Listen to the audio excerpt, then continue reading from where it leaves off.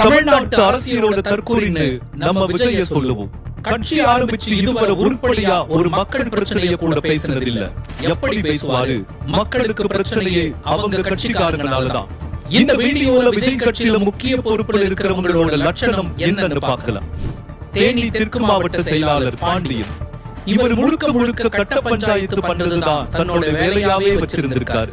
இவர் விஜய பத்தி ஒரு பெண்மணி தவறா பேசுறதுக்கு அந்த பொண்ணை தரக்குறைவா பேசுற வீடியோ ஒன்னும் உண்டு.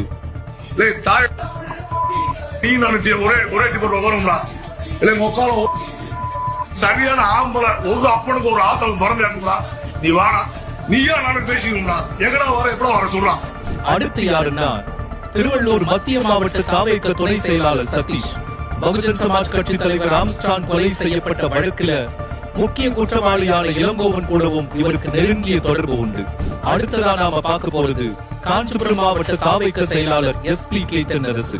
ரியல் எஸ்டேட் தொழில் பார்க்கிறதா சொல்லுற இவர் மேல ஏகப்பட்ட வழக்குகள் இருக்கு. கூடுவாஞ்சேரி பகுதியைச் சேர்ந்த விஜய் ரசிகர் மன்ற தலைவரான ரவி கொலை செய்யப்பட்ட வழக்குல தென்னரசுதான் முக்கிய குற்றவாளி. அடுத்து நாம பார்க்க போறது மதுரை வடக்கு மாவட்ட தாவேக செயலாளரான கல்லணை. மதுரை சோழவந்தான் அலங்காநல்லூர் பகுதிகளில் ரியல் எஸ்டேட் மோசடி செஞ்சதா இவர் மேல ஏகப்பட்ட வழக்குகள் இருக்கு.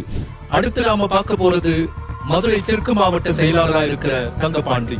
இவரு மதுரை செல்லூர்ல 20 வருஷத்துக்கு மேல பைனான்ஸ் பண்ணிட்டு வராரு. செல்லூர் பகுதியில 20க்கும் மேற்பட்டவங்க இவரால வீடு இழந்திருக்காங்க. தமிழ்நாட்டை நாம காப்பாற்ற வேண்டியதே தாவேக மற்றும் விஜய் கிட்ட இருந்துதான். இந்த ரவுடிகளை வச்சுதான் தாவேக செயற்குழுவை கூட்டி முக்கியமான தீர்மானம்லாம் நிறைவேற்ற போறாங்களாம். இவனுங்க லட்சணமே இப்படி இருக்குன்னா இவனுங்க கட்சியோட லட்சணம் எப்படி இருக்கும்? இவனுங்க மட்டும் இல்ல, இன்னும் ஏகப்பட்ட ரவுடிகளுக்கு தாவேகால பொறுப்பு வழங்கப்பட்டிருக்கு. அவங்களா யாரு என்னன்னு நாம அடுத்த வீடியோல பார்ப்போம்.